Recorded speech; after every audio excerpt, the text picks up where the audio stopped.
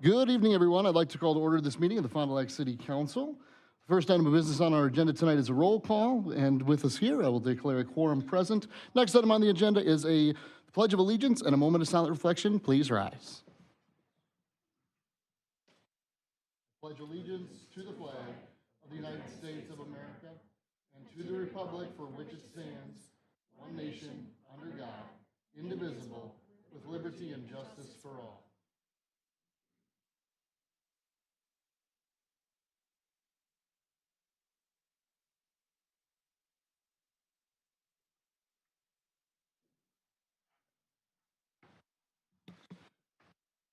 Thanks, everyone.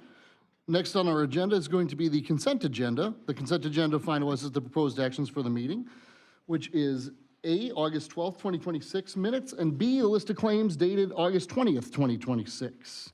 Any discussion or corrections to the consent agenda? Seeing none, I just want to make a brief housekeeping announcement before we begin our voting tonight. Just remember to wait to push your button for a motion until I call for it, because otherwise it messes up the system for the clerk. And when Maggie's not happy, we're not happy. That's how that works. All right, with that said, I'll entertain a motion.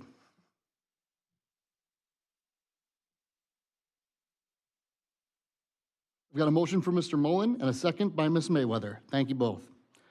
Any further discussion? Seeing none, please proceed to vote on the consent agenda.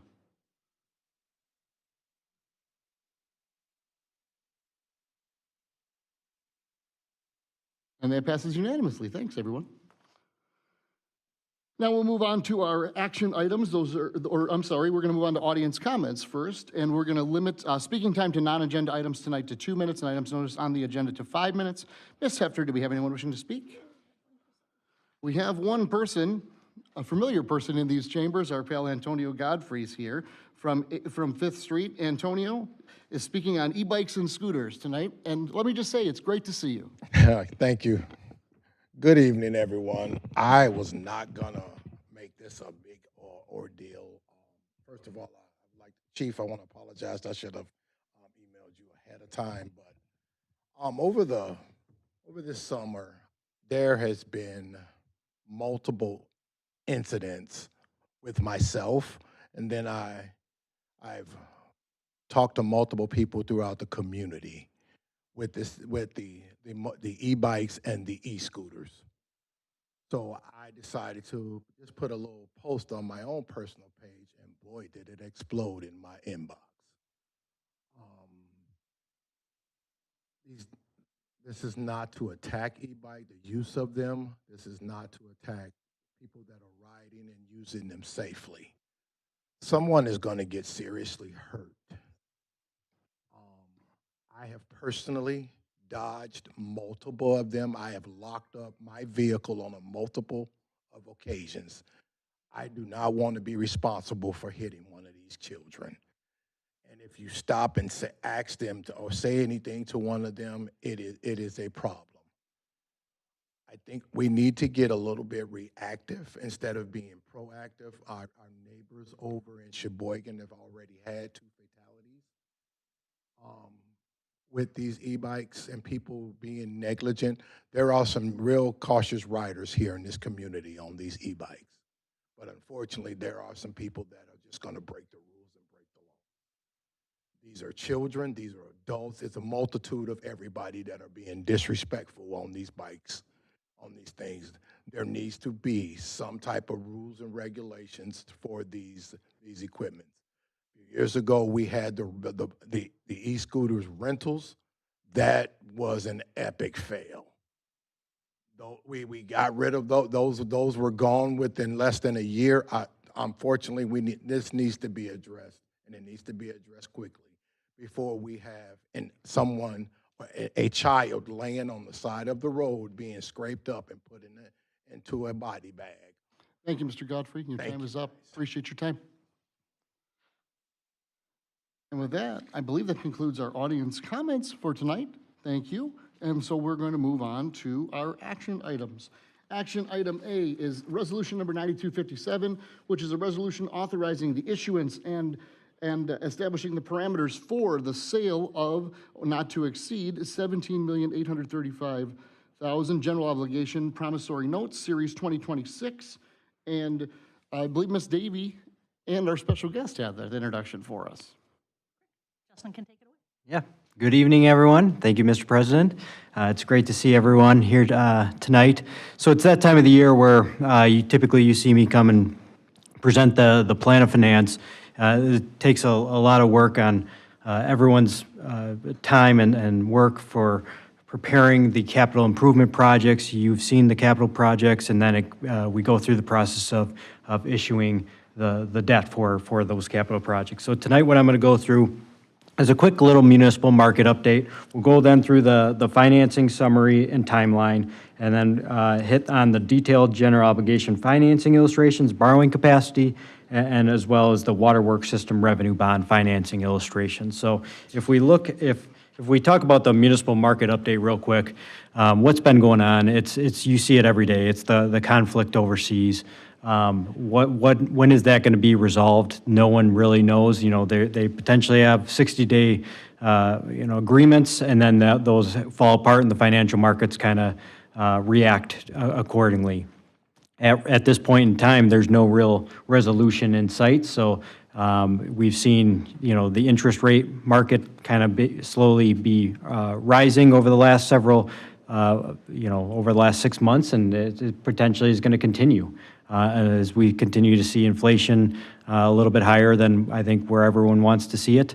And so, at this point, it's kind of more of the same until there's some kind of resolution overseas and oil kind of gets under control and inflation. So fortunately for the city of Fond du Lac, you continue to maintain a very good bond credit rating. When we go out to the bond market, you receive attractive interest rates, and because of that, you're not seeing like the mortgage rates you're seeing in the world. You're typically receiving much better interest rates because of how financially sound you are as a community. So if we jump into the presentation, page 2 of the presentation, the first financing is going to be in the amount of $17,835,000. This is going to be general obligation promissory note series 2026 to fund the 2026 CIP. The structure of this is going to be a 10-year financing, so very similar to what the city has done in years past for their capital projects, from maturing March 1, 2027 to 2036, with the first interest being March 1 of 2027.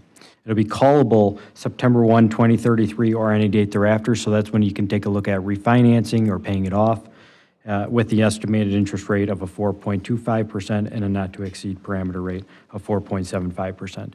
Again, the parameter rate is if, for whatever reason, between now and the time we go out to the market, if interest rates spike for whatever reason, unforeseen, then I would probably want to get back in front of you and say, here's what's going on in the municipal bond world.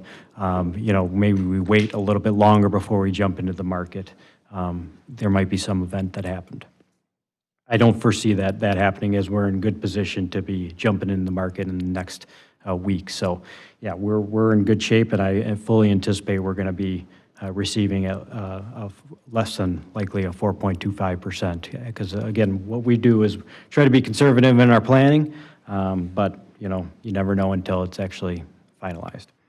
The second financing is the estimated size of $4,715,000 waterworks system revenue bonds, Series 2026, to fund the 2026 water projects.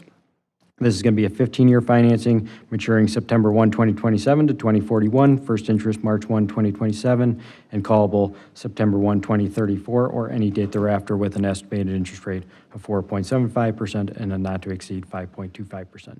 Now, the resolution you see is a little bit higher, 4.9 million, because ultimately, when you do revenue bonds versus general obligation, you're securing that with strictly utility revenues from the water system.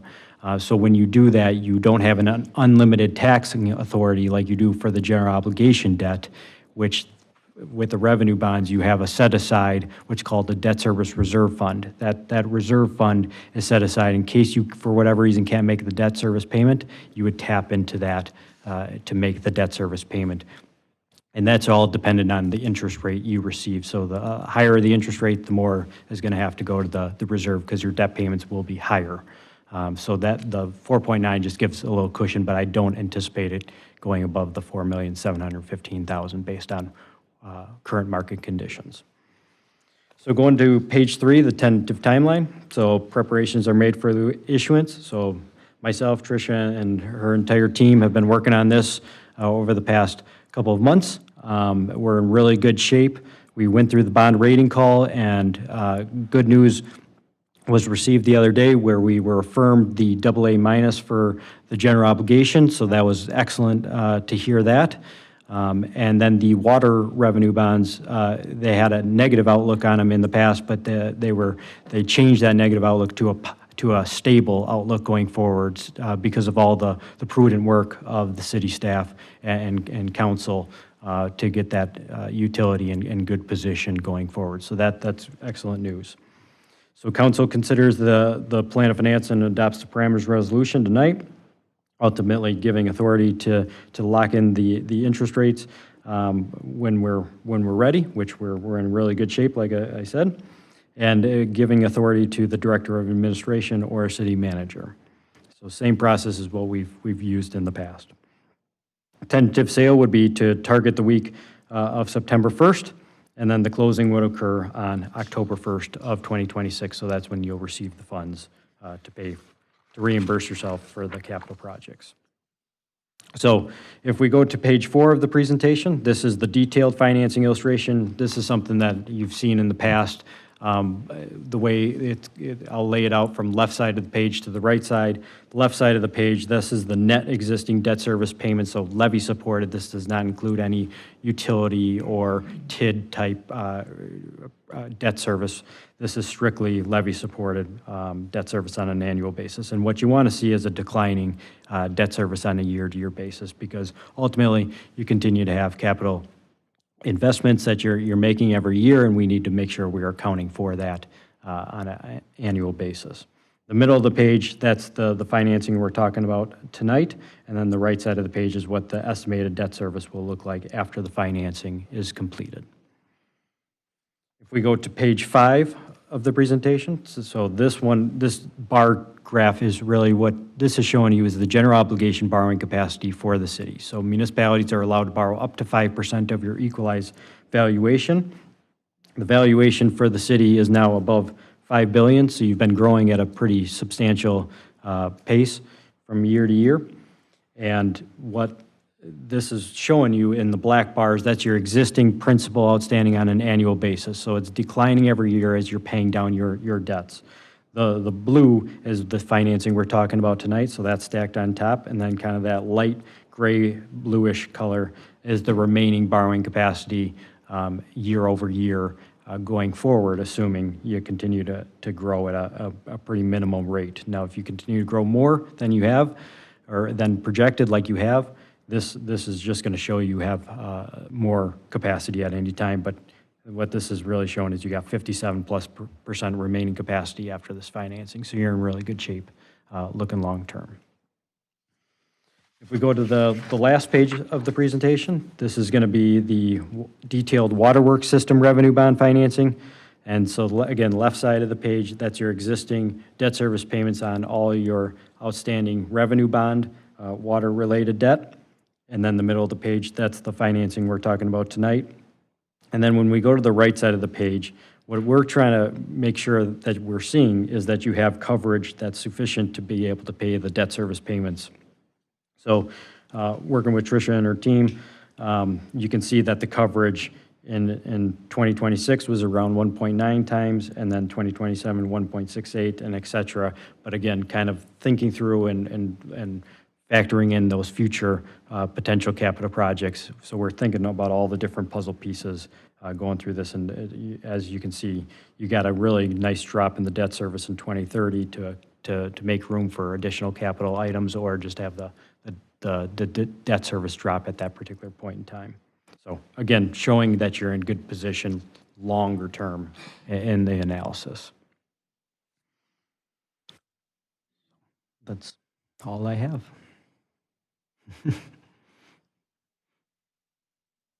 There we go. All right.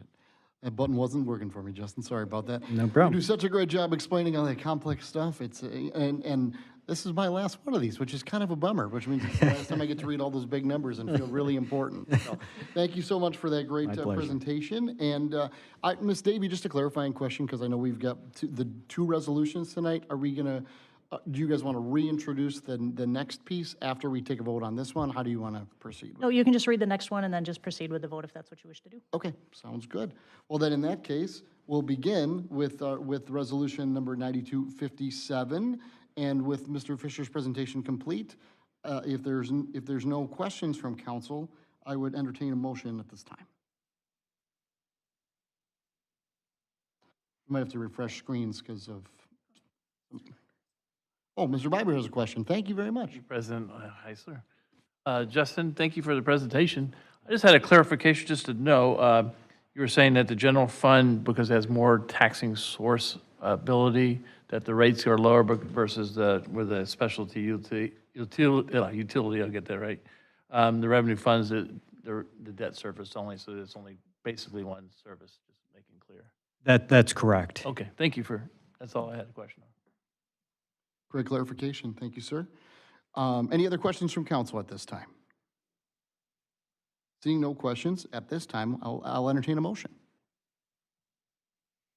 Got a motion by Ms. Brault, and I've got a second by Mr. Mullen. Thank you both. Any further discussion? Seeing no further discussion, please proceed to vote at this time.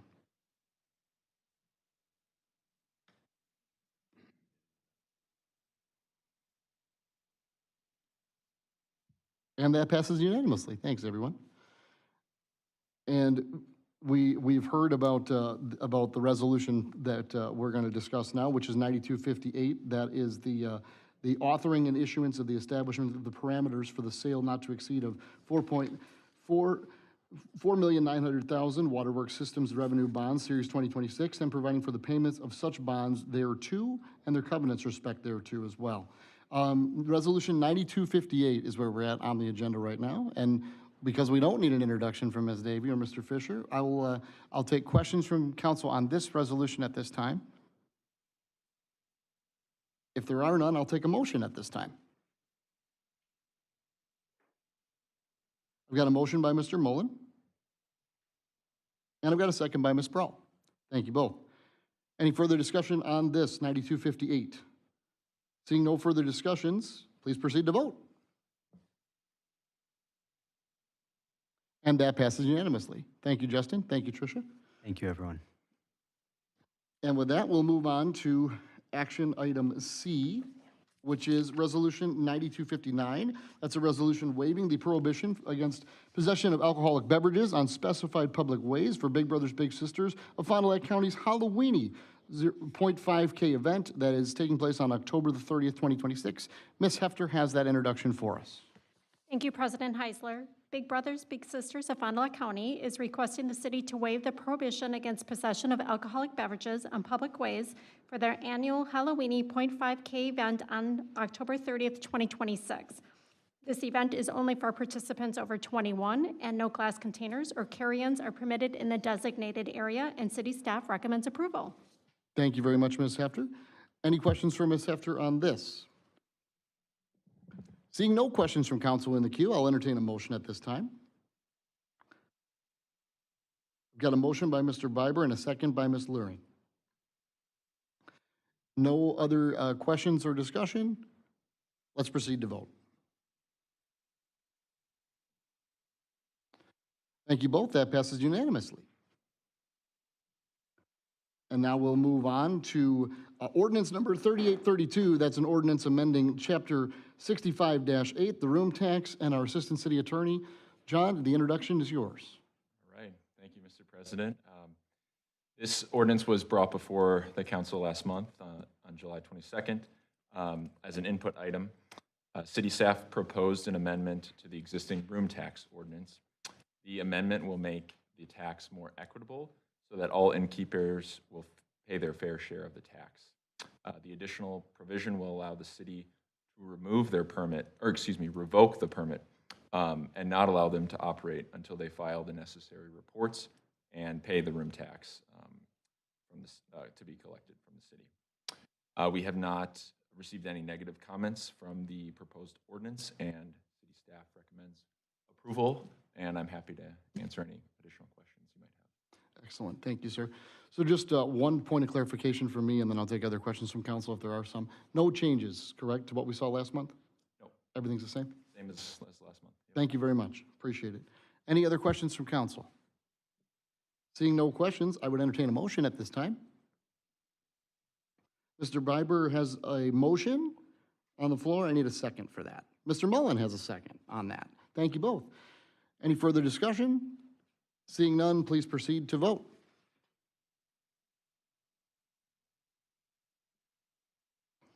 And that passes unanimously. Thank you, Mr. Zordani. Appreciate it. And now we're going to move on to resolution number 9260, which is a resolution authorizing the option and possible sale of the land in the Fox Ridge Business Park. And Ms. Stowe has that introduction for us. Thank you.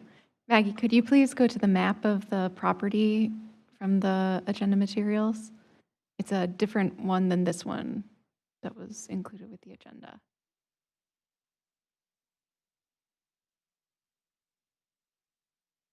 It's the last one in the list. There we go. The city's received an offer on a property within the industrial park, Fox Ridge Business Park. This offer has come from BLD Acquisitions LLC, doing business as Bryan Building Corporation. This lot is for approximately 24.5 acres for a purchase price of $856,380, which is approximately $35,001 per acre. Bryan Building is a design-build contractor who has partnered with various municipalities in southeast Wisconsin, working on identifying suitable sites for industrial and manufacturing businesses to locate. Their business model entails purchasing properties, identifying the business that will locate on the property while going through the due diligence process, and working with the business to design the building to meet their specifications, to navigate the design approval and permitting process in partnership with city staff and to city standards. Then they will close on the property, construct the building, and in most instances, sell the property to the business that they have partnered with, or in a limited number of circumstances, lease the property to that particular business based off of the business's preferences. I've reached out to a number of the municipalities who have partnered with Bryan Building in the past, including reaching out to administrators in Mukwonago and East Troy, who spoke very highly of their working relationship with this potential buyer. They have partnered not just on a single property, but in some cases on an entire industrial park to fill all vacant spaces, even beginning from the creation of the park itself. So they have a long history of collaboration with municipal partners. In meeting with them last week, we spoke about the various standards that the city has for the park. They are aware of the restrictive covenants and the standards that they would need to meet with any of these developments. And based off of those conversations with other municipalities, they are good about collaboration and understanding what those standards are to make sure that the business that is ultimately occupying a property is a good fit for the community. If the council authorizes approval for this purchase price and continuation for the negotiation process, then city staff will proceed to negotiate the finer terms of the offer and would work with the prospective buyer through the due diligence process. Once a business would be identified to occupy the property, or multiple businesses, then we would have a subsequent update to council that would share the standard information about the business name, their projected employment levels, and the proposed uses on the site, among other details. With that, I'm happy to answer any questions that you may have. And actually, Maggie, could you go back to that other presentation? So this is an example of some materials they shared about some of the properties that they have helped to acquire and then identify the business for, in this case, the Mukwonago Industrial Park. And if you scroll down to the next, you can also see an example from East Troy.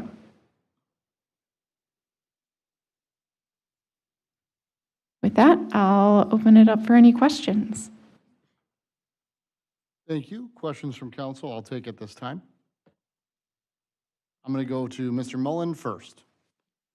So it's my understanding that, in a sense, this is a spec project on their part. They don't have tenants identified and signed up yet. That's correct. Is that correct? Not at this point in time, but based off of conversations, someone who has already been speaking with us is also in conversations with them. So this could move quickly, depending on how those conversations evolve. But that's the reason we don't have that information. Exactly. Yes. Just want to make that clear. Correct. There is no other business that we are aware of that they have already pre-committed for this property. Thank you, sir. Mr. Biber, you're next. Thank you, Yeah. President You bet. Heisler and Ms. Stowe. Mrs. Stowe, I should say. Is there, what kind of, is it going to be a flex space property and they have a size that they're going to put there or yet, or? There isn't a set size because they build to the specifications and the needs of the business once they identify them. For the particular property in question, they showed just an example concept that they could potentially fit two substantially sized buildings that would then have two different occupants on that property, but they could also have a user who wants to take advantage of that full 24 and a half acres who would take up that entire site. They have to go out and find the business for it. Yes. But it's going to be like a flex space, basically, or factory or whatever. It would be a warehousing space or manufacturing space, depending on the particular user. Thank you. Of course. Thank you, sir. Any other questions from council before I jump in with mine? All right, thank you. With no one else in the queue, I'll go ahead and jump into mine, and if anybody else wants to jump in after, feel free. So, as of now, we don't know number of buildings, correct? Correct. And do we have a general idea on size of buildings? We do not at this point in time, but we would anticipate sharing that information once it would come available. And based on your research from other communities, general idea of employment? It can vary. I would say that that is a key metric that we are concerned about knowing and confirming because we don't want to see a large space that is functioning primarily as storage. We want to see businesses locating here who are going to provide jobs for the community. Excellent. And that was articulated in our conversation with the prospective buyer. Got it. Are they paying over asking for this? Are they paying what the city asked for it? If I could just interject, Mr. President. Thank you.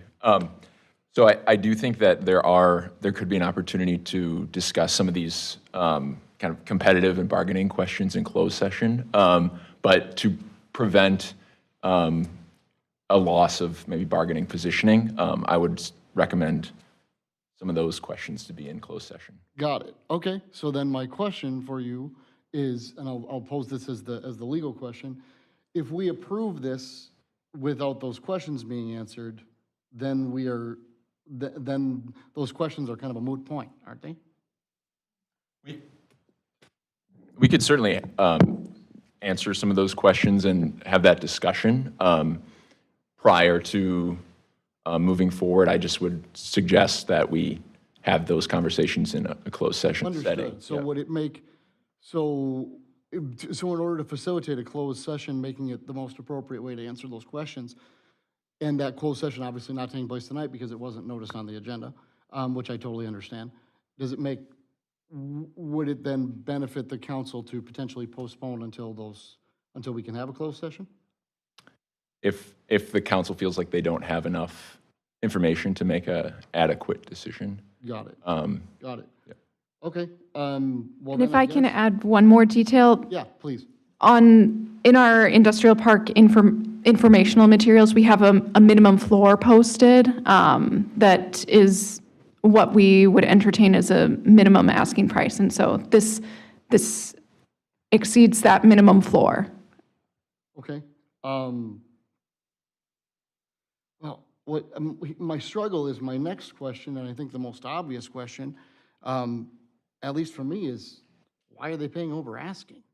And I don't think we can answer that in open session. So I guess, I mean, I'll just throw it out there. I would like to make a motion at this time to postpone until the following meeting where we could notice to a closed session, have those questions answered, and then come back and re-vote on this and approve it. So if that motion is on the floor, I would take a second for that, and then we would vote on it. So yep, so Mr. Biber, you wanted a second that motion, is that correct? Okay, so, yep, okay, so I have the motion on the floor. I'm so sorry, I have to pull my voting software back up. I was looking at the documents. That's my fault, I'm sorry, Ms. Toes. Okay, so I would make Maggie, are you prepared for that? Okay, I would take a motion to postpone until next meeting so we can have a closed session and then revisit this topic. Motion on the floor by me, second by Mr. Biber, correct? Just reconfirming. Okay, so with that, we will now discuss the motion to postpone, and Ms. Luring, the floor is yours. How does the postponement affect the sale? Like, it's like, how is it? It would delay the offer acceptance. We could still have conversations about some of those finer details and continue to gather that information. But it's not going to negatively affect the sale, right? It would purely depend upon the prospective buyer's perception of the delay and any prospective timeline changes on their side. Right, and we're only looking to delay one meeting anticipate- at this point, Right. so. I don't anticipate. I know that sometimes it can. Right. I think Yeah, that I we was want to just make sure that wondering. there's clarity on all sides. I appreciate that. Thank you very much. Mr. Mullen, I'm so sorry. Are you finished? Well, My the fault. reason I asked was just because I know, like, sometimes with the county, things, like, if they get delayed or, I don't know, it affects the sales. Yeah. So I just want to make sure we're not gonna. I understand. Thank you. Mr. Mullen, I'm going to go to you next. Okay. I just want to say, looking at the project, at the company, I'm all in favor of this. I don't have any concerns about this. You know, we do have a few questions, and I corresponded with Ms. Hoffman about this, that there were a couple questions that we had that are probably better handled in a closed session. And, you know, we decided not to put the closed session on here. It's, I think you should relay to our buyer that, you know, I haven't heard any opposition to this program at all. It's really questions on our procedures rather than the deal itself. Correct. Absolutely. Well stated. Thank you, sir. Okay, with that, again, we have no one else in the queue to speak unless anyone else wants to jump in here. So at this point, we'll vote on the motion to postpone. Okay? A motion on the floor by me, second by Mr. Biber. At this point, let's proceed to vote to postpone to the next meeting.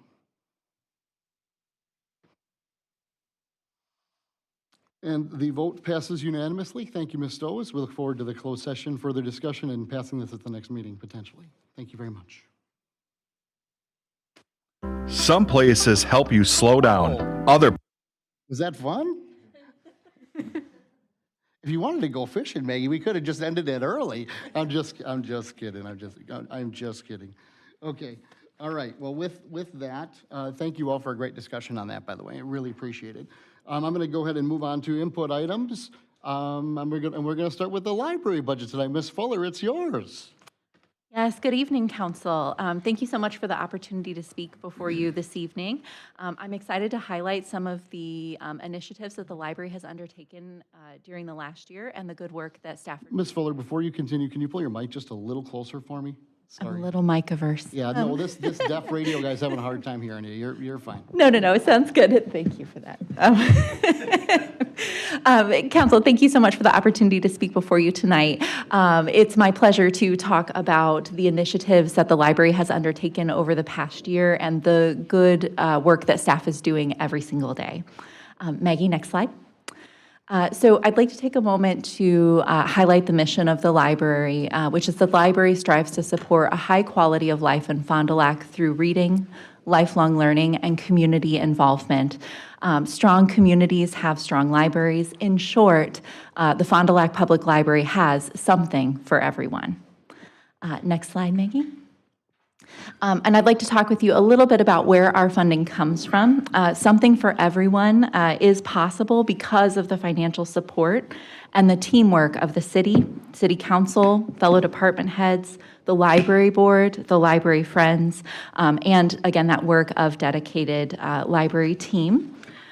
You'll notice that the library's largest funder is the city, which comes in at 59% of the library's budget, and the county funding accounting for 32% of the budget. So between both the city and the county, approximately, in an average year, 91% of the library's funding comes from either the city or the county. And then we have some miscellaneous grants and revenue, fines and fees, and then also reimbursement for library services to members of adjacent counties. Next slide, Maggie. And so you might wonder, what is it all that the library is doing with the funding that it so generously receives? And I'd like to take a moment. Some of these things you certainly do know about already, but I do want to take a moment to highlight them because often when I'm presenting in front of community groups, it's not uncommon for people to say, oh yeah, I know all about the library's great. And then I go through a list of some of the things to highlight and people say, wait a minute, what does that mean? Or what is that about? And so I'd like to do that with you. Of course, the library has books, and it's what people think of perhaps first. And we also have many other materials that we're very proud to offer to community members of Fond du Lac. Modern libraries include digital materials, so we offer ebooks, e-audiobooks, streaming, and database access. We have 5 study rooms on our second floor, which are free for community members to use.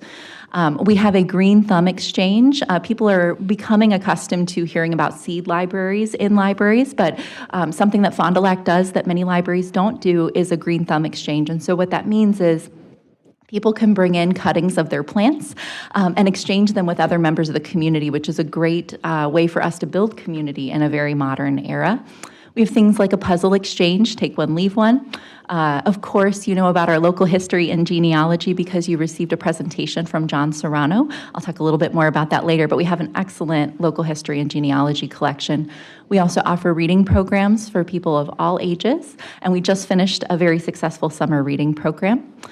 We're also very proud to offer experience passes, and so you'll see a variety of logos on the right side of the page. Those are places that the library offers experience passes to. In many cases, this makes attending events or visiting these locations free for families, including covering the costs of parking according to what the institution will permit. We have experience passes to museums, planetariums, zoos, et cetera. And some of the cities include Oshkosh, Menasha, Green Bay, Madison, Milwaukee, Sheboygan, and more. And of course, Fond du Lac, you'll see our Children's Museum is one of those listed. The picture of the 2 patrons is at the Manitowoc Maritime Museum. And then we also have our Idea Studio, where people can come, learn, experiment, consider purchasing a tool for themselves at some point if they find that they do have a passion for a particular area. Next slide, Maggie. So let's talk 2025. 2025 by the numbers. I'm very proud to say that the library is perhaps the busiest public building that the city offers. We had over 228,000 visitors in 2025. That's an average of 625 visitors per day. We had a total of 347,000 plus items borrowed. That's both physical and digital materials. And we hosted over 880 programs with over 34,000 attendees. In addition to our programs and collections, we also offer access to information, and information comes from a variety of sources. We hosted over 94,000 internet sessions. That's both with folks accessing computers in our building or bringing their own device and accessing our Wi-Fi. And then we offered over 37,000 reference questions. And so that can range from in-depth reference queries, local history and genealogy research projects, to simple questions about, can you give me the phone number for this location? You'll see a variety of photos that are up there. So we did host a blue healer party for a very special blue dog who's very popular. And that's our center photo there in the middle. We also host Read to the Dogs, which is a beloved program for kids. You'll see that on the bottom left. We host escape rooms. Candyland is pictured, and our mascot Browser will take the book bike out every now and again, and you'll see us at outreach events. Next slide, Maggie. So in addition to the services provided every day, there's always an initiative that's happening at the library, and we are very pleased, and perhaps you may have seen it either online or on TV, that the library's solar panel project was completed. We're very pleased to have over 240 solar panels active on the roof and bringing in a greener option for the library. We have a monitor in our south lobby, which is demonstrating in real time the power that is being generated. We've got slides that demonstrate the daily power generated and money saved, monthly and annual as well. Of course, as I said before, you received that presentation from John Serrano regarding our local history collection and the portion of it that we've been able to make available online. That is a continuing endeavor, and we're continuing to partner with other institutions to increase capacity, whether that's working with an intern or looking at other collections that will resonate well with community members. I'm also pleased to share that the library launched the New York Times online. So if you are subscribing to the New York Times, get your library card instead. We'll offer it for you. And that's both in the building and also at home. And you can access through apps on your phone. And then lastly, our Idea Studio celebrated its 10th anniversary. And so I certainly want to highlight that. That's a decade of people coming down, exploring, trying out our machines, becoming inspired. And we still have more community members to reach because we know that there are members of our community who maybe aren't yet aware of that Idea Studio. And so I certainly wanted to highlight that tonight. Next slide, Maggie. So you might ask, well, what does FY27 look like and upcoming years? What projects are you working on with the funding that's being received? So next in the pipeline, we are looking at doing a landscaping refresh. The library's landscaping will benefit from a slightly different approach. We're looking to add plants with a low growth profile that are perennials, natives where possible, and pollinators where possible. And we're in the process of receiving proposals for that right now. In order to continue being responsible stewards of taxpayer dollars, we are also looking to develop a long-range facilities plan so that we can appropriately plan for capital improvement projects in the future. And I'm thrilled to tell you that the library will celebrate its 150th anniversary in 2027. So we will absolutely be celebrating the great work. We're standing on the shoulders of the people who came before us, and we want to honor the work that they did, and then also celebrate the work that's going on now, and imagine what the future will hold. So more information about celebrations to come. And then sneak peek, you're getting it here first. The library is currently investigating making a library app available so that people could download it to their phones. It will make managing the loans that you have from the library much more intuitive and convenient so that you can manage that. You'll also be able to have your library card on your phone with you, see the events that we have going on, and so much more. One moment.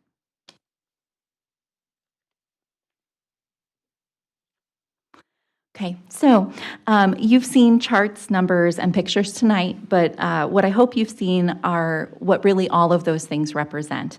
It's a child who's reading their very first book all by themselves for the very first time and unlocking the entire world, right? And figuring out what their passion is and exploring things. It's a community member discovering the rich local history and culture that was, is, and always will be Fond du Lac, and perhaps considering voices that they hadn't considered before, thanks to our local history collection. It's the exploration and the resulting spark of somebody going down to our idea studio and then deciding they want to start a new business, one that stays local. It's also parents and grandparents who are coming to our story times, participating in community, and building healthy and strong bonds with their children and their grandchildren. It's a recent retiree discovering new interests and hobbies through our Spice of the Month Club or the Puzzle Exchange as they figure out what their next chapter in life is going to be. And it's a young couple learning about credit, loans, and financing as they begin their lives together. All of this is facilitated and brought to you by a staff that's dedicated to connecting people with the information resources they seek, whatever those might be, and that's made possible because of the funding that the library receives. So next slide, Maggie. So with that, I'd like to say thank you. Also, a little shout out. This is also something people don't necessarily always know about. We have story walks that the library provides. We have 2 that are out at Lakeside Park and one that is at Hamilton Park. The 3 stories along the top were recently in our story walks, and the 3 stories at the bottom are our current story walk titles. So thank you so much, and I'm happy to answer any questions that you have. Excellent presentation, Ms. Fuller. Thank you. I'll take questions or comments from council at this time. I would have been disappointed if you weren't first, Ms. Prowl. Go ahead. Yeah, I mean, our library is okay, right? It's been my honor to be the city council rep on the library board, and just seeing the work that's done at our library every day is just so incredible. I wanted to give a public shout out to the solar project finally being completed that started under your predecessor, John Mark Bolthouse, and there were lots of community members that were involved in that. And I know there was a lot of headaches along the way. It was a much longer process to get that solar project up and running, but I think it's such an asset to our library. So congratulations on getting that finished. Thank you so very much. I have to confess, I skipped a little part of my presentation. We anticipate that these solar panels are going to produce approximately 25% of the library's energy needs and produce a savings of approximately $22,000 a year. Those solar panels are rated for 400 kilowatt hours, and we're pleased to say that they have already been outperforming those 400 hours. We have numbers that have reached as high as 675, and know that that's impacted by what the weather is doing. So, but thank you, we're so excited. Yes, that is exciting, and I'm really glad that we were able to get the data that we can see in the main lobby of the library, because I think that will hopefully inspire people to think about, like, you know, how can we invest more in renewable energy. I also just want to give a shout out to the Idea Studio. As you said, many people still don't realize that the library has this asset, and so many libraries, many of them just have like a couple 3D printers or just a few things that people can use, but we have this full maker space that there's always people downstairs working, just seeing the creativity that people come up with as they're working with some of the equipment down there is just incredible. So I just wanted just to add to what you said about it, because I think it's just one of the most amazing things we have in our community available for the public. Thank you, I agree. And then just one thing I was hoping you could touch on. So our school district recently had to go through some budget cuts, and one of the things that I'm most concerned about is that they cut most of the library and media specialists throughout our school district. So could you talk a little bit about how our library works with early literacy or just literacy in general, and how it's helping our community? Absolutely. So the library offers a variety of resources, and our children's department does an excellent job of supporting early literacy in our community, and that includes youth literacy all the way through that K-12 experience and even into post-secondary. But in particular, with regards to early literacy, I would point to the library's 1,000 Books Before Kindergarten program. This is a wonderful program that encourages parents to read with their children, model what regular reading practice looks like in the home. We know that it helps with early language acquisition and building vocabulary. We also have our Reading Dragons program, which is for our elementary school students, and then we have our 100 Books Before Graduation program. And so we are engaging as much as we can with folks and encouraging them to read, but also if you attend one of our programs, you'll see literacy woven throughout. So our story times will include other ways that can incorporate literacy, things like songs and movement, incorporated rhythms, those kinds of things. So we have what I would consider a very proactive approach to supporting literacy in the community. And in many instances, we're offering materials that can support even families that perhaps maybe won't have a regular reading practice together, whether that's our Tony boxes or our audiobooks or what have you. Wonderful. Thank you so much. Sure thing. All right. Ms. Mayweather, you're next in the queue. First, thank you so much for your presentation. I just want to shout out to you and your staff. I mean, seeing where you guys were 15 years ago till now, it's amazing to see how much services has grown in the library. I mean, even coming across folks in the community and social media, they have the library in town as the central command of how to go about things, navigating, learning. So I just want to commend you and your staff. You guys are doing a very great job. Thank you so much. I'll pass that on to staff. Thanks, Ms. Mayweather. Mr. Mullen, you're up. Yes, thank you for your presentation. I just wanted to emphasize, really, to the rest of the community, how lucky we are to have a library of this quality in our community. My family has members that are flung all around the United States, and so for the last 20 years, they've been sending their children and their grandchildren all meet here because we're centrally located. And we always take them to the library, and they borrow games, they borrow videos, they take out books. It's just fantastic. And these are people coming from all over the place, and they like our library because our library is so cool. So good job.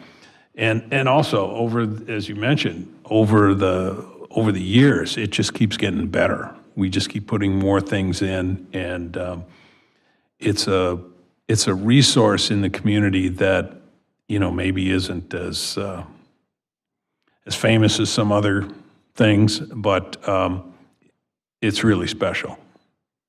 Thank you so much. I appreciate that. None of that would be possible without the tremendous support of the city, the county, and city council. So we appreciate that. Thank you, as well as the service of our library board and friends. None of this would be possible without all of those people at the table. Thank you. Thank you, Mr. Mullen. Once again, just real quick, great presentation, Ms. Fuller. Thank you so much. You did a great job on a couple things. Number one, Blue Healer Party, way to avoid that mouse copyright. Good job. Number two, I don't think the irony is not lost on me that we are here talking about your great presentation after the whole world's remembering Dolly Parton and Imagination Library. That's really, it's pretty interesting timing that way. We miss you, Dolly. And the other thing I wanted to mention is thank you for being so forward-thinking on app development, because the way that you guys have already been doing Libby app and all the other things, if the library ends up going the app route, I think it would just be a monster convenience for so many folks who enjoy all that you do. Thank you. We'll do our best. Excellent. Thank you very much. All right, with that, we'll move on to our next input item, which is a update from Envision Greater Fond du Lac. Floor is yours. Thank you, President Heisler. I'm Sadie Howell, and I've had the honor of serving as the president and CEO at Envision Greater Fond du Lac for the last 6 years. So thank you for allowing me to present this evening. Next slide. Envision Greater Fond du Lac is two combined organizations. We are the Chamber of Commerce and Economic Development organization that serves Fond du Lac County.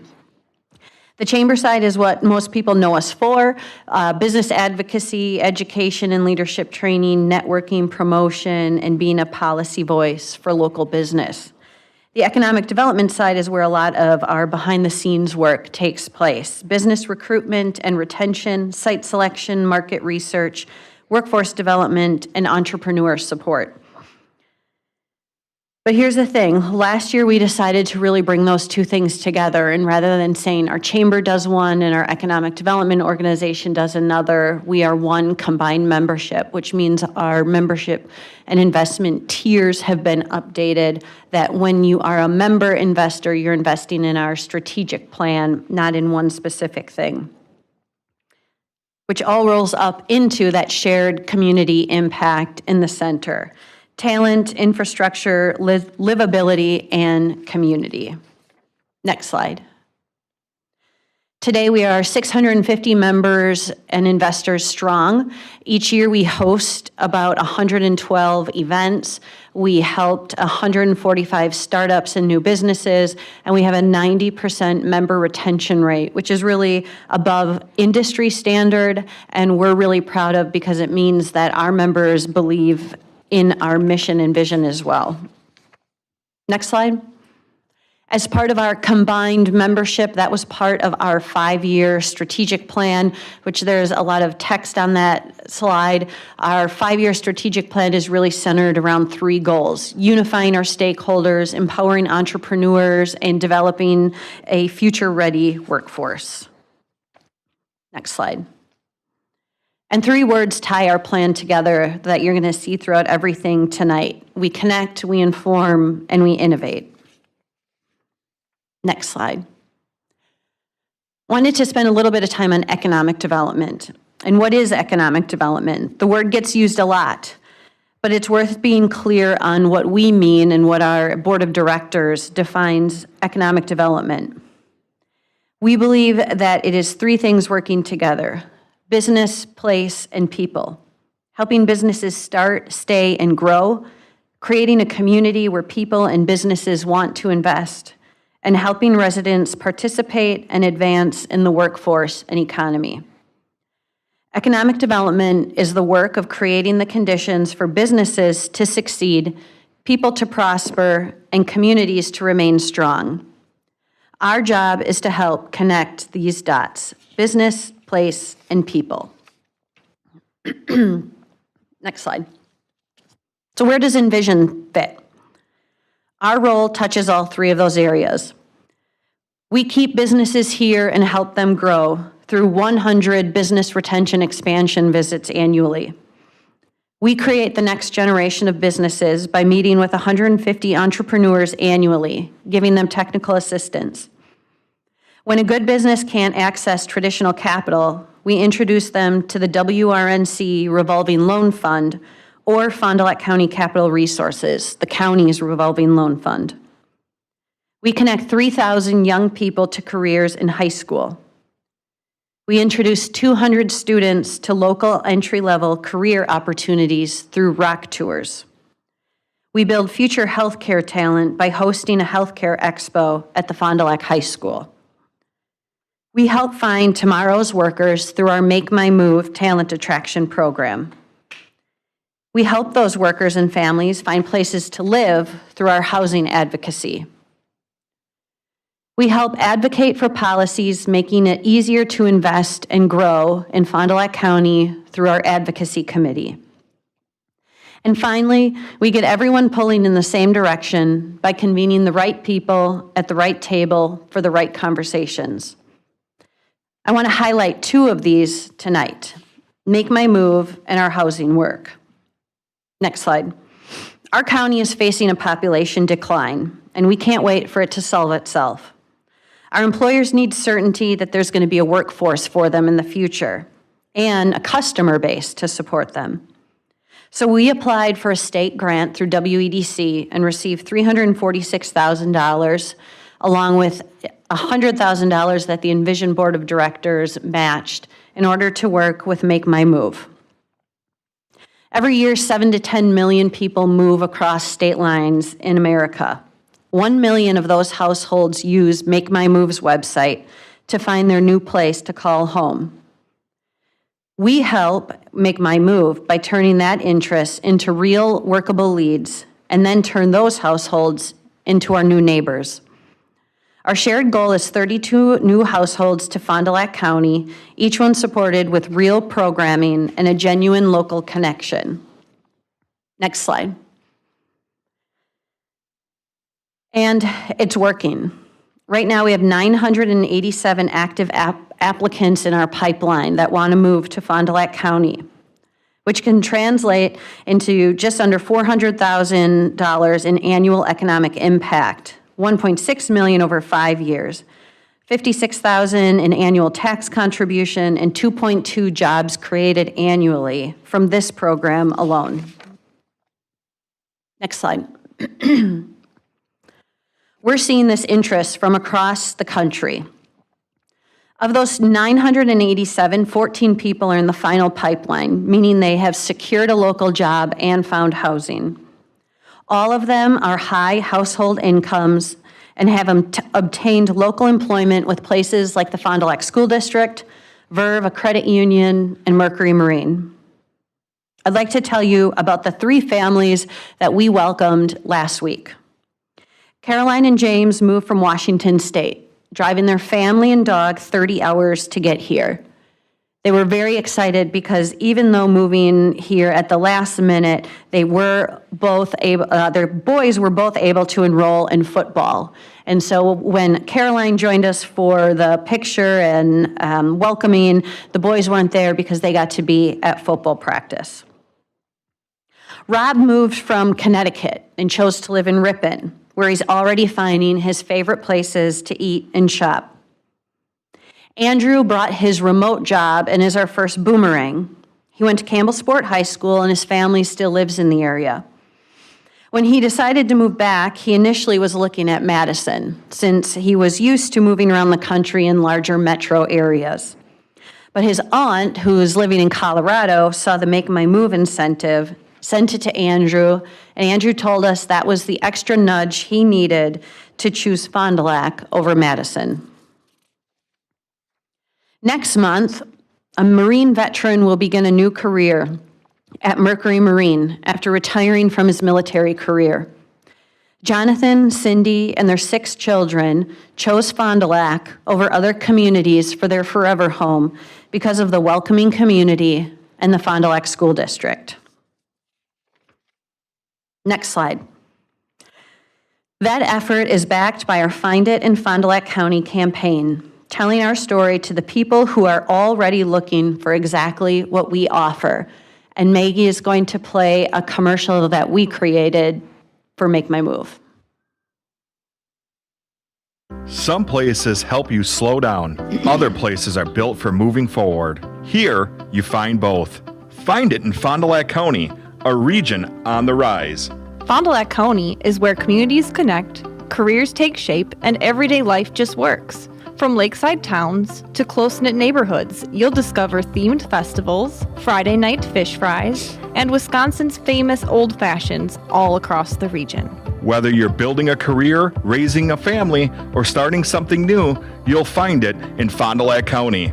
Find adventure on the water, on the trails, and in all 4 seasons. Find affordability, where the cost of living is nearly 10% lower than the national average, allowing your income to stretch further and your life to feel lighter. Find careers within manufacturing, healthcare, construction, logistics, agriculture, and more. There's stability with room to grow. Find connection in communities that still wave hello and show up for one another. Fond du Lac County is home to more than 700 nonprofits and service clubs that strengthen community, culture, and care. Find schools and lifelong learning. From early curiosity to technical skills and advanced degrees, Fond du Lac County features 7 public school districts, 17 private schools, and 4 higher education pathways.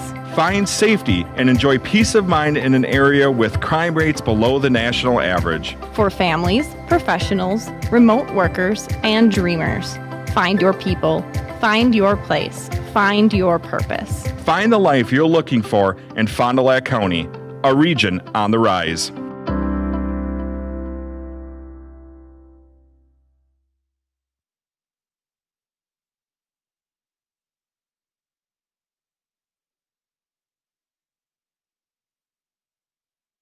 This video is brought to you by Envato. If you've ever dreamed of modeling in 3D and creating an eye-catching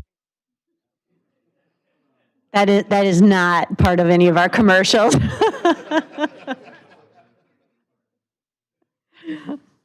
Well, we would love to welcome any international residents. Thank you, Maggie.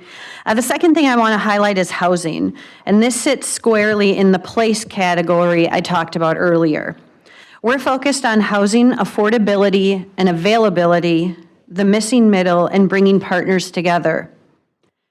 Fond du Lac County employers consistently report that housing availability and affordability are limiting, I did this again, their ability to attract and retain workers. There was a lot of abilities in there.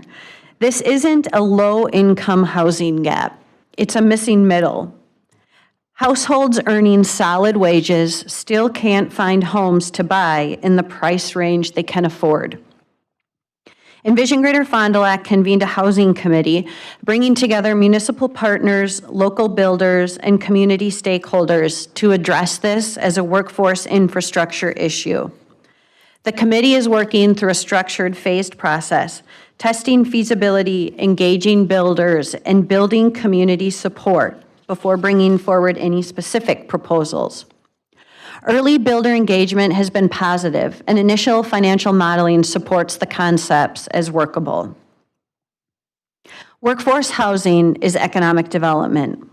It affects employer retention, tax-based growth, and the city's competitiveness for new business development. Next slide. At the end of the day, this work isn't about any one program or any one number on the slide. It's about building a Fond du Lac County where businesses can grow, where families can put down roots, and where the next generation has a reason to stay. We believe that's worth investing in together. Thank you for your time tonight. I'm happy to answer any questions, and I did want to just take a moment to introduce several of my team members who are here tonight as well.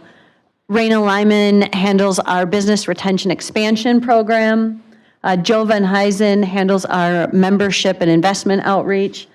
Zach Beesom handles our entrepreneurship and Ignite programming. Lisa MacArthur handles, as the Vice President of Economic Development, our business attraction and housing committee. Emily Wisenan is our workforce programming specialist, meaning she works with most of the K-12 school districts in the county. And Mike Rohde is our membership coordinator. He handles a lot of onboarding and bringing in new members and making sure that our retention rate stays high. So thank you for being here tonight. Questions from council? Ms. Luring, I'll start with you. I just want to say thank you to everybody that came. That's nice that you brought everyone with you. And then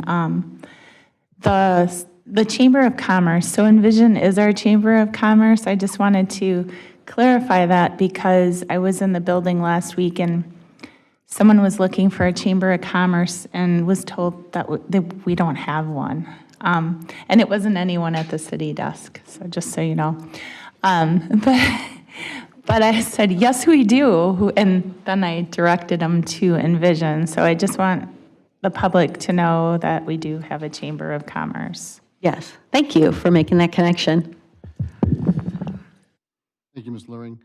Mr. Bieber, you're next. Thank you, President Heisler.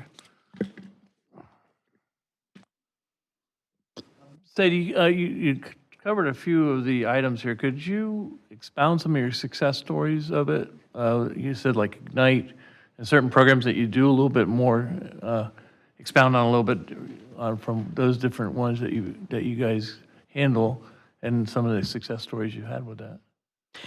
Sure. I'd say if I picked maybe three categories, one is our advocacy we're incredibly proud of. We are recognized at a statewide level for working with partners like the Wisconsin Manufacturers in Commerce, the Wisconsin Economic Development Association.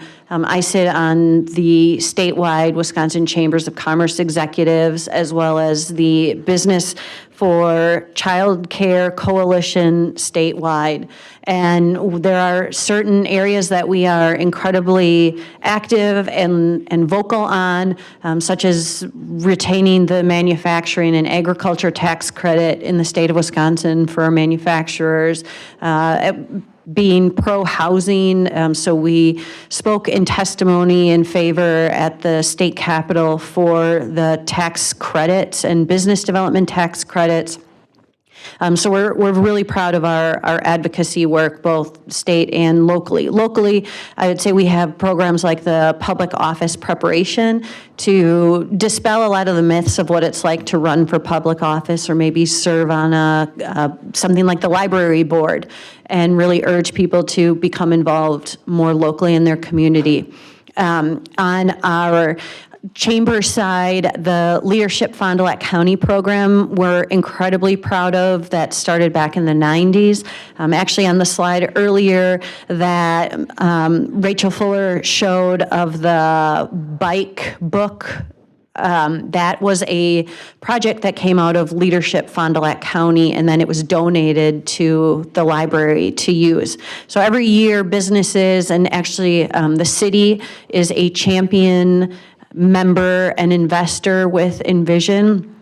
And so every year, a person from the city goes through that Leadership Fond du Lac County program, and it really introduces people of what everything is to know about Fond du Lac County. They learn from Mr. Garrettson about the fire. They learn from Chief Goldstein about the police force, and from our healthcare and all of our nonprofits and school districts and higher education. So it's really building that connection for folks. And then on our economic development, our absolute home run project has been Spark Ops. And they will actually be featured in a pretty cool publication coming up, not to be announced yet. And in the article, one of the quotes that I make is, this is every economic developer's dream, is to land a project like this. And that started because of Emily Wiseman, who took some high school students on a tour of Spark Ops, and in an offhanded comment said to Emily, well, they were looking to expand, but they were in talks with Sheboygan County.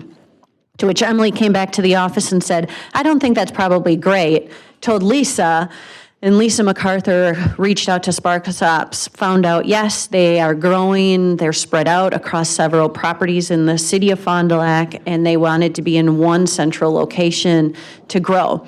And so Lisa said, before you move to Sheboygan, would you give us a shot? And Lisa took them over to the Aeronautical Industrial Park, which had sat relatively vacant for over 10 years.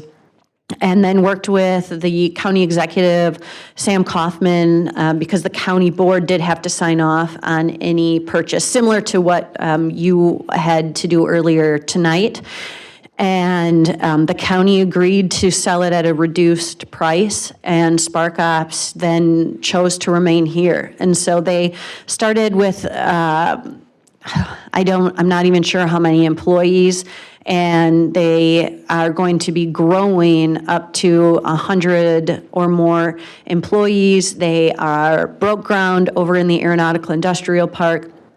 They make products that are known throughout the country and are used by brands like Boeing, the NFL, Road America, and so most of their products don't even stay here, and the owners, Maria and Brian Pearl, are incredibly proud to tell people wherever they go, whenever they make a pitch for their product, that they are made and grown here in Fond du Lac. And they are very, very proud and supportive of their community. Thank you very much. Good presentation. I'm still intrigued by the word ignite, so can you expound a little bit on what that? Yeah, Ignite is our entrepreneurship programming, and so that is Zach on our team. Zach meets with those, year to date, he's met with 86 different entrepreneurs and small businesses, and Ignite is the network of those who support entrepreneurship. And then they receive services, maybe technical assistance, writing a business plan, introducing them to financials, and then going through maybe something like how to introduction to social media, and really making sure that entrepreneurs have someone from the thought from the napkin all the way to making their first hire to taking out their first loan to build a building. Thank you. That sounds good. Thank you. Thank you, Mr. Biber. Ms. Brault, you're in the queue and you're up. Thank you.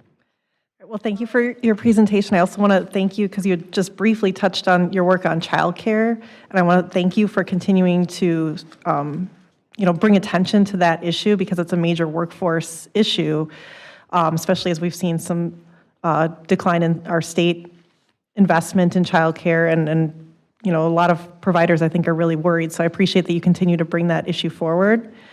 My question.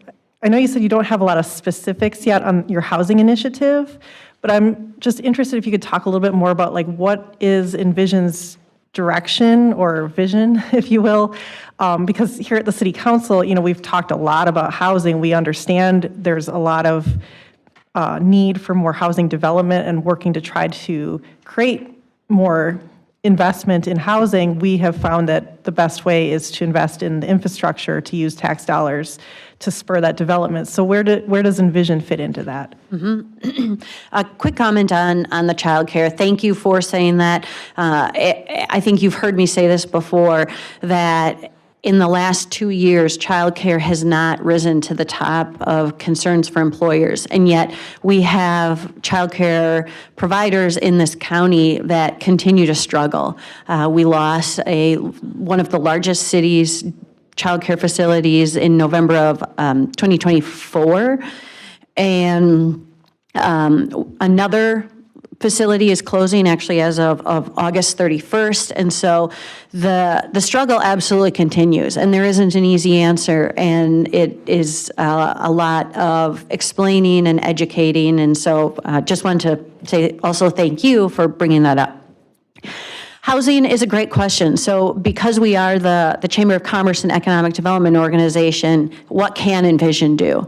And this is where the board and the Housing Committee, which City Manager Joe Moore does sit on the Housing Committee, talks about, Envision needs to be held accountable for what it can own. So we're not the developer. We can't approve the zoning or the developer's agreement, but where we can play a role is educating the community on why we need housing and what this gap is. There's a lot of misconceptions when the word affordable is used, and people get preconceived notions of what that family might look like or what that development might look like.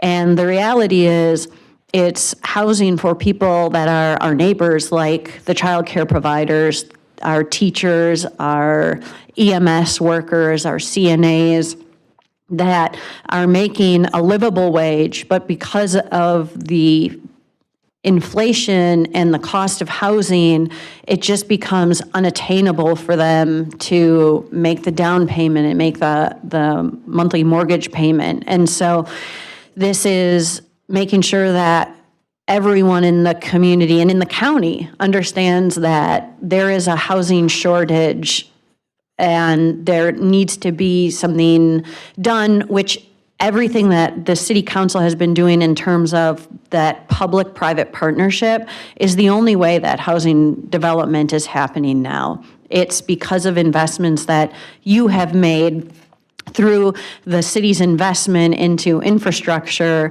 or closing that gap for them that you're able to get these projects.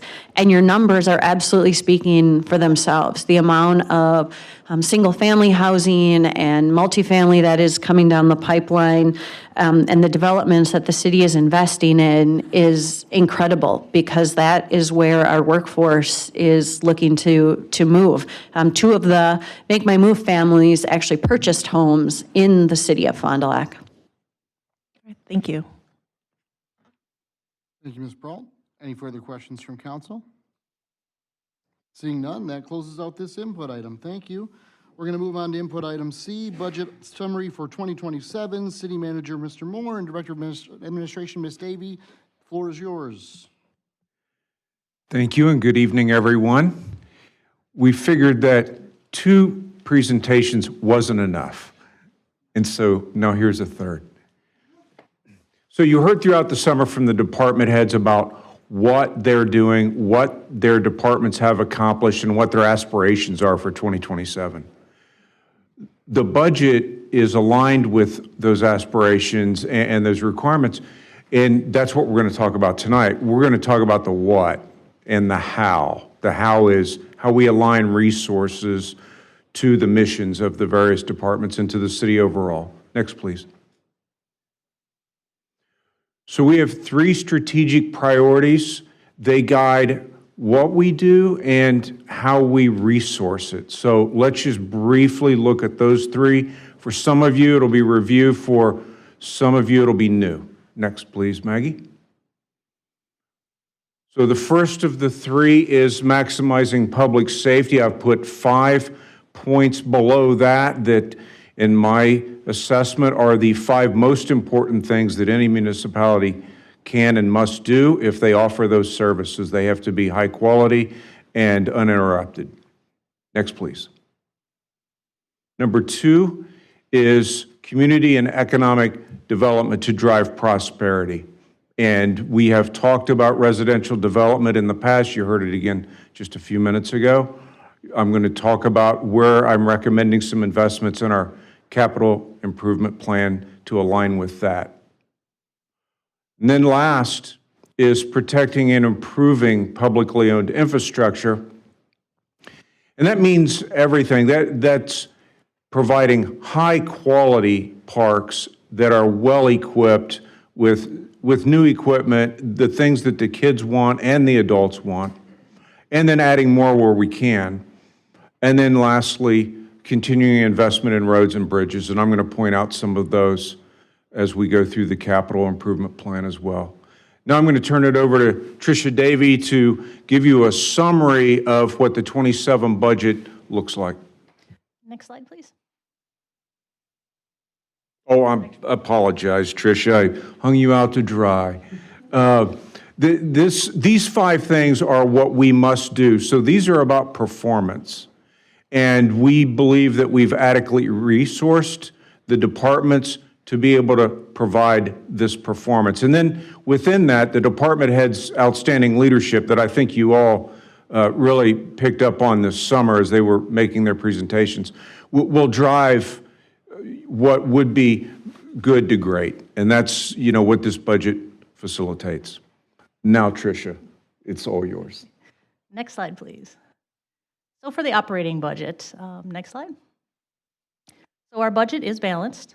All missions are fully funded within our levy limit constraints and the requirements of our expenditure restraint program. Our fund balance is healthier than it's been this century.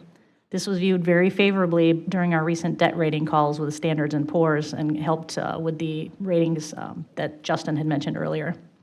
The Consumer Price Index exceeded the rate of net new construction by a factor of 6 times. So that means that our allowable levy increase did not keep up with the cost of inflation. Our general fund expenditures rose the same amount as CPI, and our personnel costs overall increased at 2.5%, which was slightly less than CPI. Next slide. For our non-represented employees, anyone that is eligible for a step increase will receive a pay increase between 4.4% and 5.4%, depending where they are on the scale. Our labor agreements with all 5 of our collective bargaining groups are in place and fully funded. And due to new features that we added to our health plan in 2025, which have helped control our costs, we can continue to keep our health insurance premiums unchanged for 2027. So that's been some very good news with those changes that we've put into place. And the budget that you receive, wait, not yet. Next slide, please. There we go. The budget you will receive on Friday enables us to provide our high-quality municipal services and align with our strategic priorities. Next slide. And I will turn it back over to Joe. Again, this will be a review for some and new to others, and I wanted to go through just a few of the high-level numbers to help you as you look at the budget you will get on Friday, because this is the roadmap. If we all understand this page in the budget, everything else will be just fine. So I have put a blue rectangle around general fund to help orient the conversation. What that means is everything you heard this summer. So the general fund funds police, public works, fire, community development, et cetera, et cetera. We propose to spend almost $43 million in the general fund to support those missions. Below that, special revenue funds. There are some activities that we do in our operating budget that either have so many outside sources of funding or fee for services or some other uniqueness, like our allocation to the library, that we segregate those into separate funds. I'll give you an example of one that doesn't require tax revenue, because I'm going to talk about those that do. So the example is our solid waste collection. Everything we do with trash pickup, bulky waste, et cetera, requires not $1 of property taxes. It's all funded by a fee for service. So that's an example of a special revenue fund that doesn't have any of property taxes flowing to it. If you look down below now, where it says the property tax levy for city purposes is summarized as follows, you see an allocation proposed of almost $19 million for the general fund. That's $19 million of the 42.8. And as you heard from Rachel, I think we all agree what's good for the library is good for the community. I think every community would agree with that. The challenge is some communities don't fund it that way. And so we propose bumping up the allocation to the budget a bit this year so that Rachel's missions are uninterrupted and she can operate at full capacity. Another special revenue fund that has grown over the years is for recycling.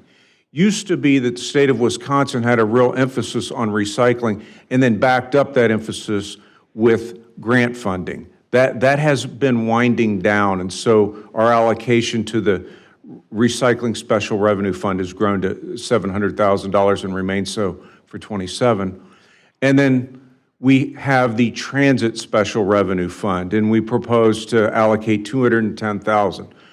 So I'll put that in perspective for you. Transit is about a $2.2 million annual operation. Take care of the buses, pay the drivers, et cetera, et cetera. $210,000 of that is all that's required from city property taxes to make that a break-even proposition and keep fares low.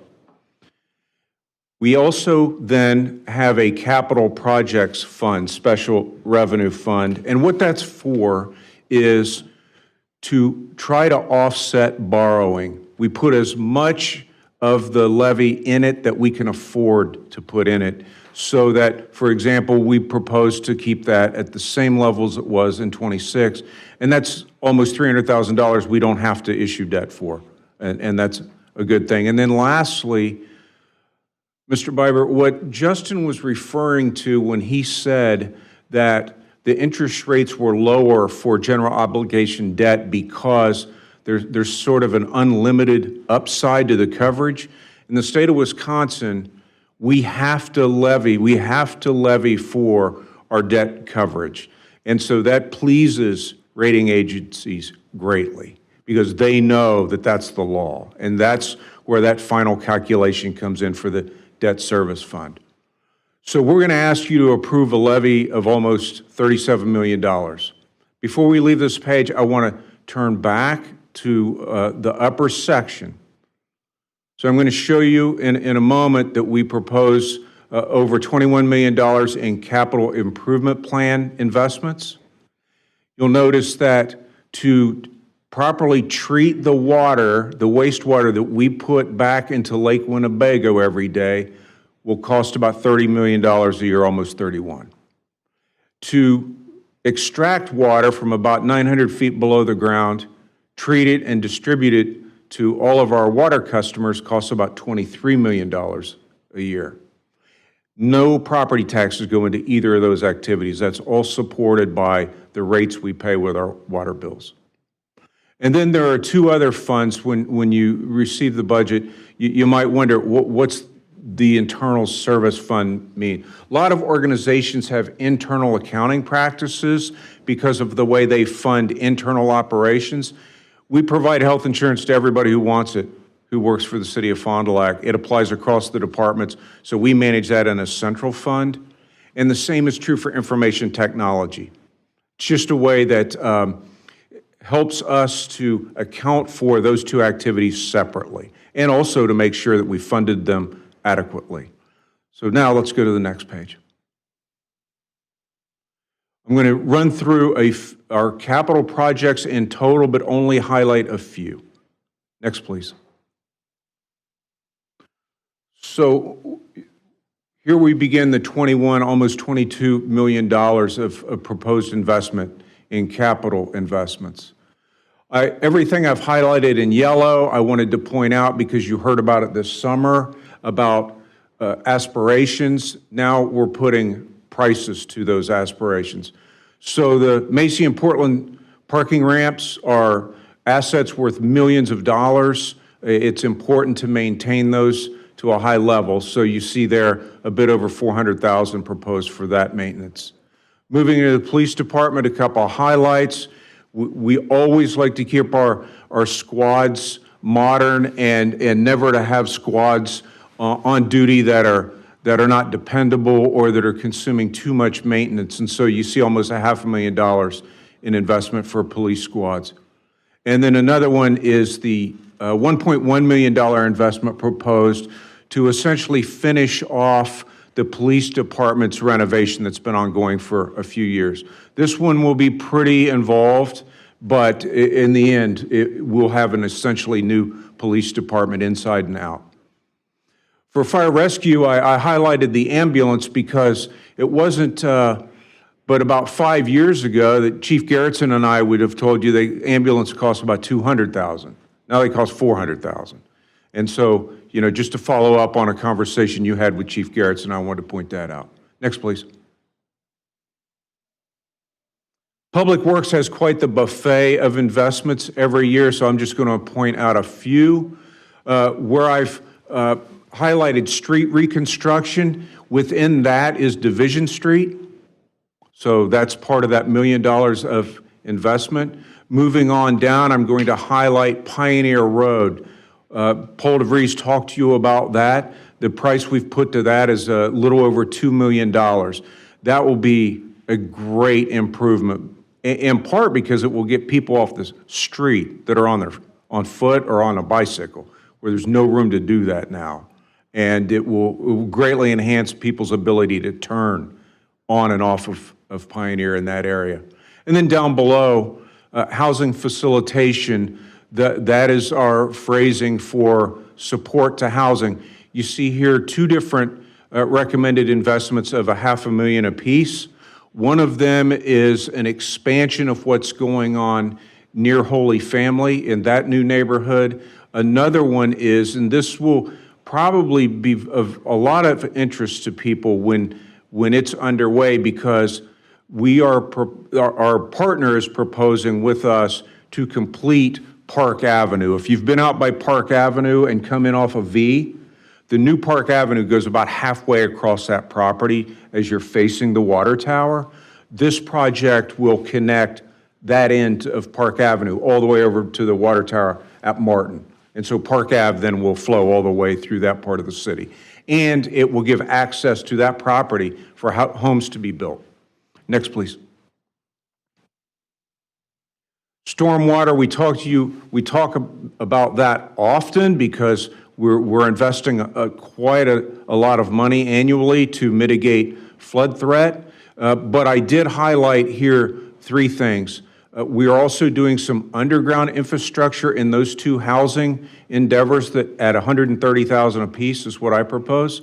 And then we will continue our armoring areas of rivers and creeks where the banks have eroded a lot, and we've allocated or at least requested $300,000 to do that. Parks in 2027, we propose to invest about $1 million. A couple of highlights here. The Lakeside Park West is really going to get dressed up because a dirt parking lot by the bridge is going to be paved. It's going to be a major upgrade for people on that side of the river who want to transit over to Lakeside Park perhaps. The other is the Franklin Park pump track. Paul DeVries talked to you about that. That allocation for $30,000 is to do preliminary designs and also to host public information meetings so that in 2027 we can get a lot of feedback about some designs we're going to put before everybody and then figure out where we go from there.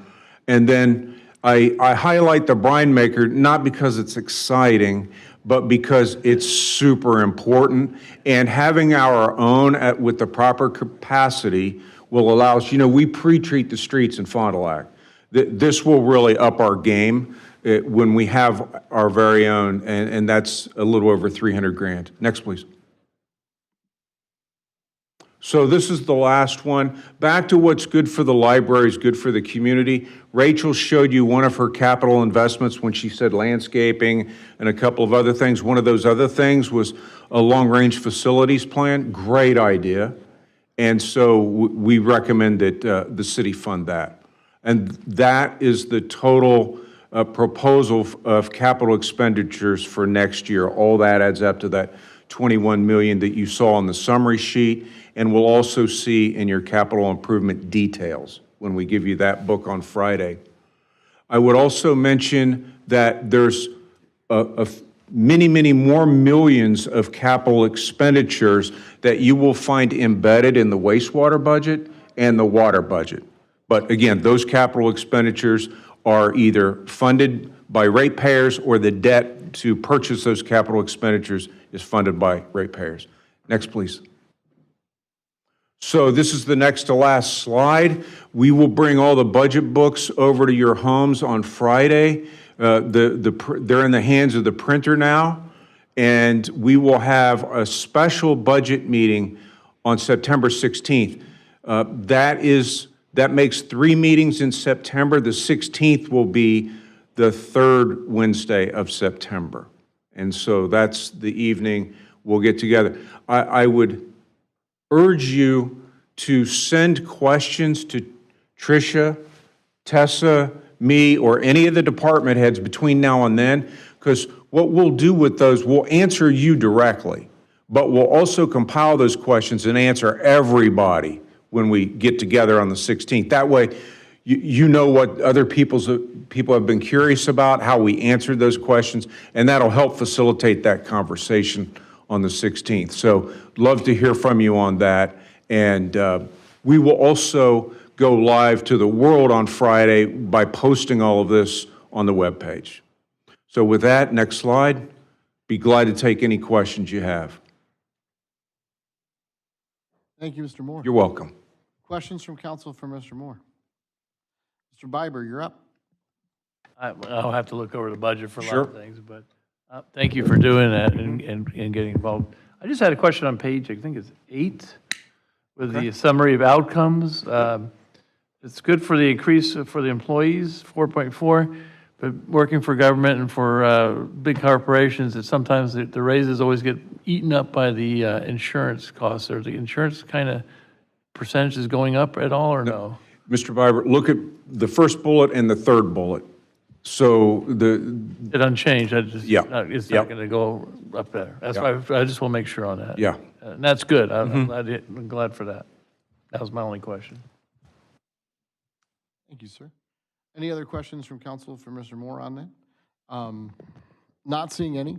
I know it's been a long meeting, but I just want to take just 1 second and just make a couple of general observations as a senior member of this council. This is going to be my last budget, which I'm excited about, but also, I just want to tell you, and she'll never say this to you, but there's not a question that Tricia Davy doesn't know the answer to. There just isn't. And whatever she doesn't know the answer to, Joe will make up. So that's pretty much how this is going to work. So honestly, seriously though, I mean, it's very seriously, ask your questions ahead of time if you can. Please open up the budget book ahead of time. The other thing that Joe does an incredible job of is he takes the budget summary and puts all these numbers into really eloquent words that are easier for guys like me to understand. So read those and just be ready to go for what it's going to be a great budget meeting, our special budget session. I'm very excited to work with this council on what's going to be a great budget. And thank you so much to all the staff who's put in all the work so far. With that, I think that input item is closed, so all we need to do now is refresh our screen so we can actually entertain a motion to adjourn. A motion to adjourn by Mr. Zimmerman. If I can get there. Tiffany's got the second on it. We've got a motion and a second. This isn't debatable. Please proceed to vote. And that passes unanimously. We're adjourned. Thanks for a great meeting, everyone.